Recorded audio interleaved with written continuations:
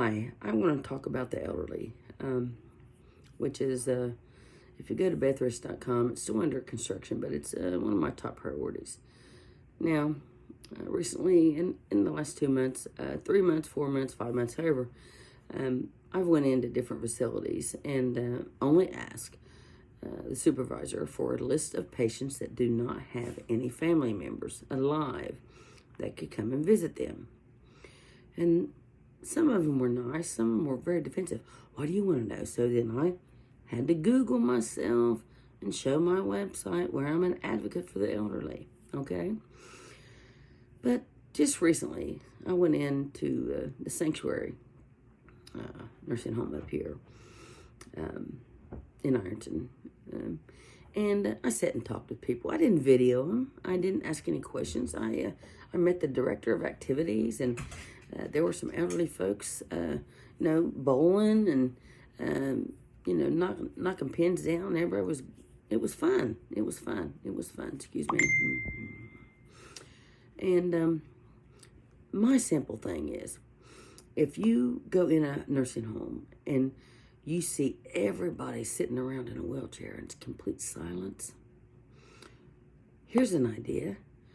Instead of letting them sit there, maybe with dementia, and they don't know they don't know their life, they don't comprehend their life, why is there silence? So if they're sitting there and they don't have dementia, they may have another disability, then they're going to sit there in silence and think about every single thing they've been through in their life, who they've lost, who they've loved, what happened to who, what happened. People, listen, simply, softly, turn on music in these nursing facilities, okay? You can designate an area where the family members want their loved one that's in that nursing home to go to hear a certain type of music, okay? They don't want to try to roll a bowling pin through a bowling ball through a bowling pin. Let them relax, listen to music, play 70s music, play 50s music. Everything is accordance to what, and I'm not degrading where I just said about the elderly bowling. I think that was a great thing. I'm just saying, excuse me. I'm just saying, instead of letting them look out a window and sit in silence, play music. It might make them remember something that's valuable to them, not you, valuable to them. Why is it that so many elderly are just so discarded? I have met tons of people throughout my life. My great-grandmother died in a nursing home. My grandmother died in a nursing home. And I went there on occasion to visit every week on occasion to visit. And, she'd worked her whole life. Both of them had. And to reduce your life from owning a home and having a car and driving around to a little tiny drawer with your belongings in it that maybe consist of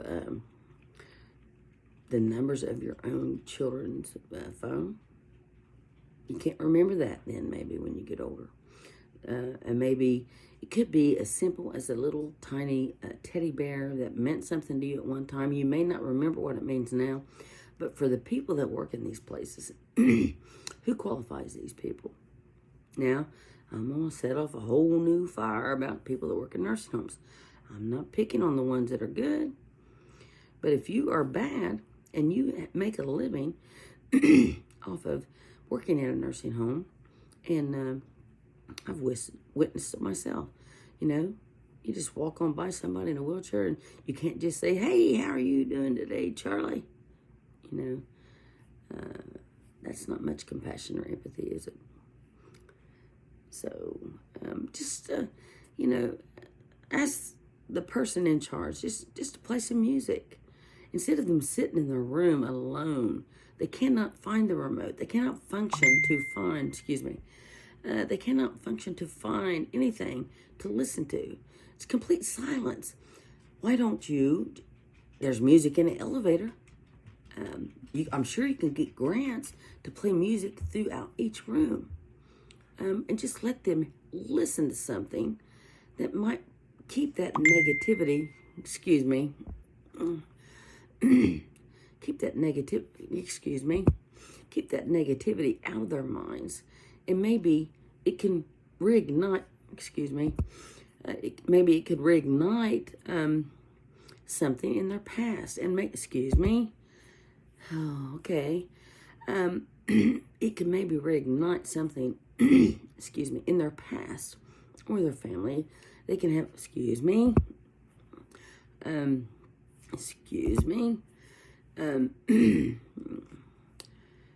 oh my word. Anyway, there was a elderly lady, and this was in the book. Now, I've had several people tell me that they only got the first version. Hold on, people. Let me take care of this right here.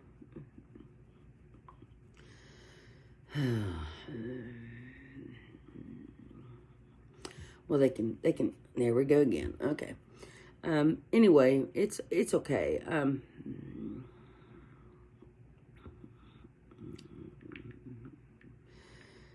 doing a video.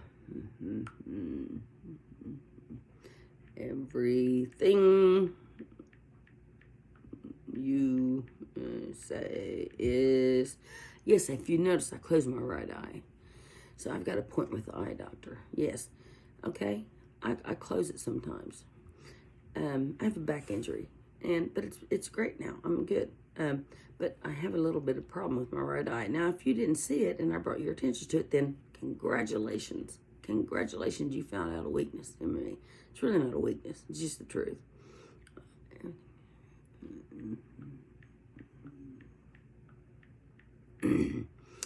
Okay, let's see.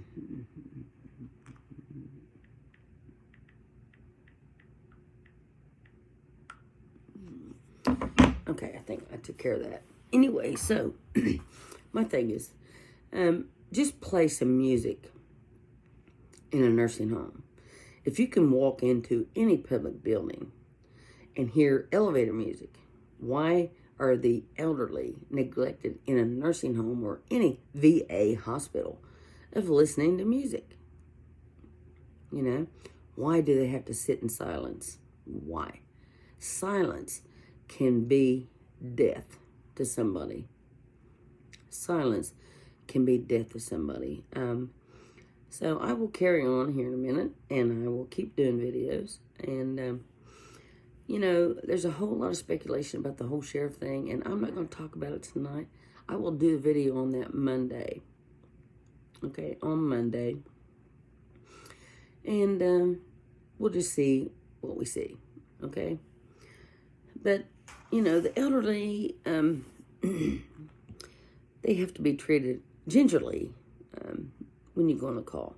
You don't go to an elderly's house and ignore them because you looking at your watch and you gotta eat lunch or something. When I was working, I ate lunch driving. You know, the first 6 months when I was a cop, I was so excited to help people. You know, I wouldn't eat. And then after about a year, I would get food.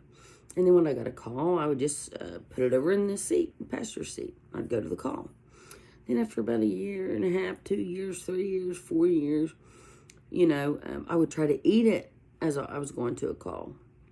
But I still went. And then 8, 9, 10 years later, I never said to any dispatcher or anything, well, I'm eating. I can't go there. That's your job. That's your responsibility. You took it on. You dedicated yourself to that. Now, if you went to the police academy, and the police academy says, teaches you everything about what you're supposed to do as a police officer. And I think, like I said once before, I think every person that goes to the police academy has positive intentions. But once you're hired, you know, they're told, you're told, by the corrupt cops. Just forget about everything you learned in the police academy. Do as we do and you won't get in trouble. That's what I was told. Court documented. So, some of these young officers, and I guess I'm taking up for them at this point. Some of these young officers that get hired, they want to keep their job. Who doesn't want to keep their job?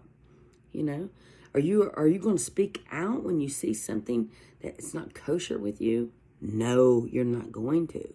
You're not going to, because you want to keep that job. Okay, I spoke out about it, and they fired me for it.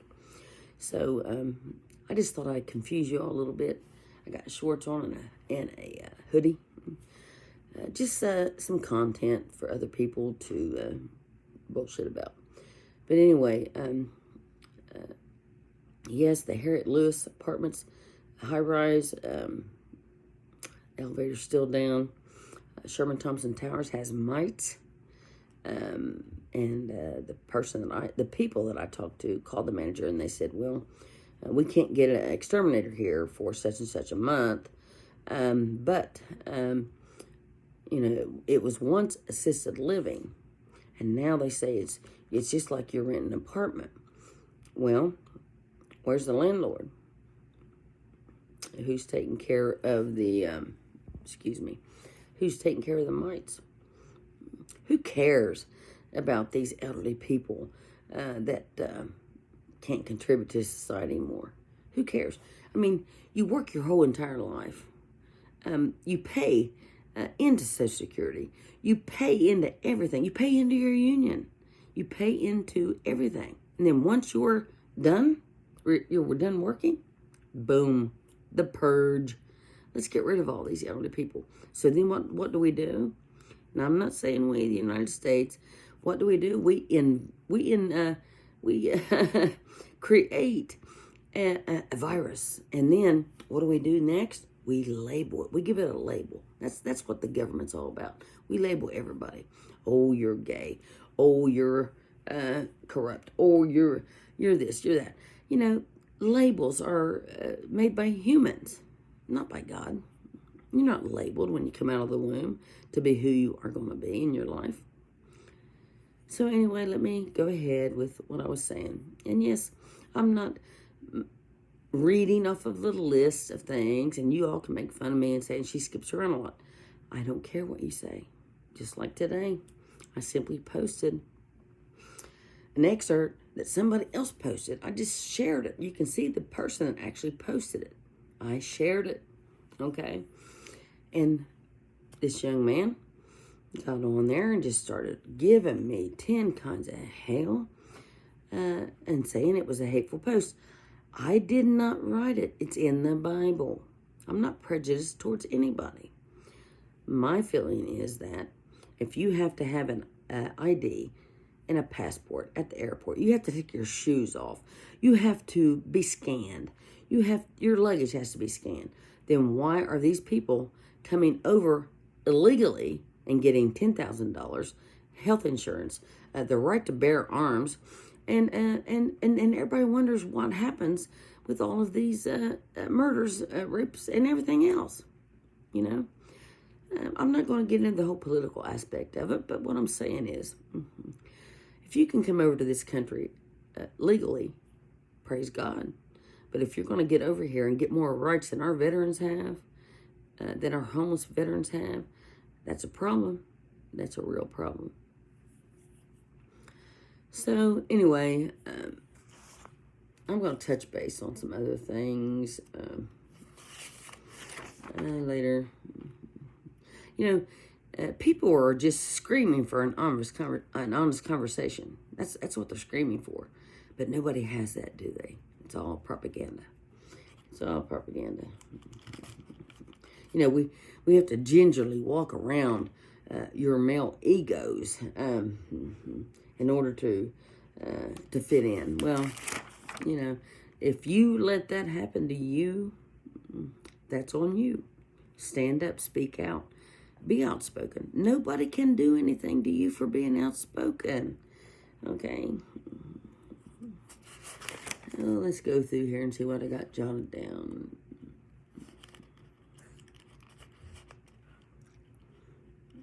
And then I did a video shortly ago about bullying, and I'm going to go in depth in that. That can happen to a child, that can happen by a parent, that can happen by a cousin, uncle, sister, brother, aunt, anything. And we'll talk about that.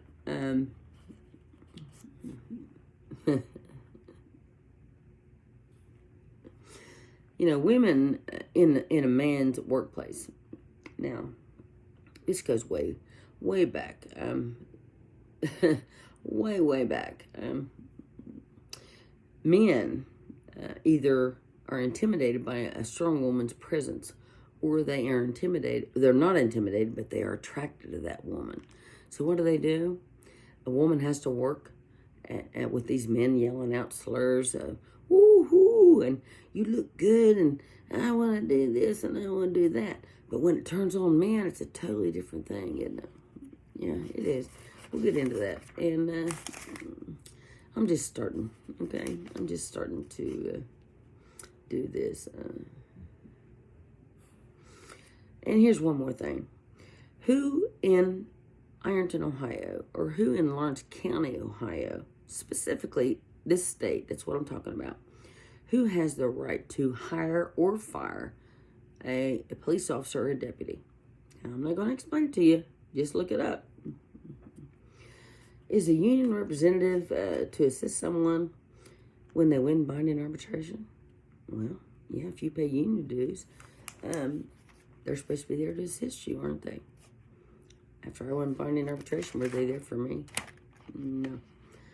Okay. Anyway, I'll get back to you here in a little bit. It's just there's so many things, the elderly, the bullying at schools, and if your child says to you, I don't want to go to school tomorrow, they're mean to me, call the teacher, call the principal, call the state. Bullies, just like I've said before, kids that bully other kids learn that from behavior they have been taught at home. So bullies only want a breakdown, a reaction of breaking you down, making you weak. Teach your child to stand up. Let him punch you in the face. You'll be okay. You'll be okay. But listen to this.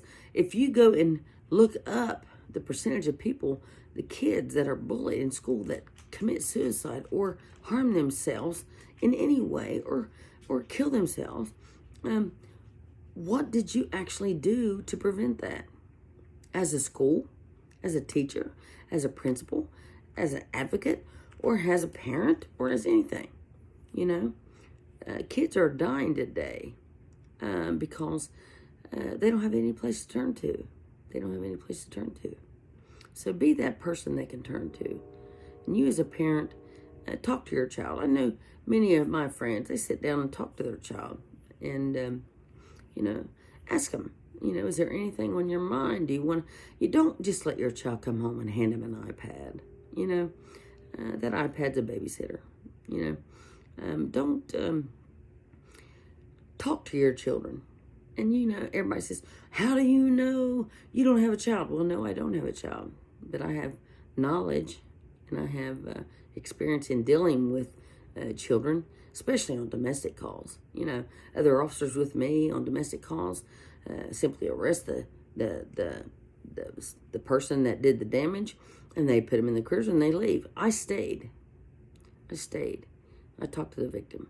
I talked to the kids. You can take the kids in another room. Kids don't lie. If you sit them down and just say, honey, what happened? They'll say, mommy smacked daddy, daddy hit mommy, daddy stabbed mommy, mommy shot daddy, anything. They won't lie. But does the police department here take the time to talk to the kids? No. What do? Call CPS. Take those kids away. That's what they do. Don't even talk to the kids. Kids are not stupid. Kids are not ignorant. They will tell the truth. No in between. They'll tell the truth. So, anyway, I'll be back again soon. And we'll be talking about several other issues. Now, I will leave a very important issue up until Monday because that's just my prerogative. As a woman, that's my prerogative. I can do whatever I want to do and say whatever I want to say, just like everybody else can. So we'll be talking about a lot of things. This is Beth Rist. It's snowing up here, but it's summer down here. Have a good day. God bless.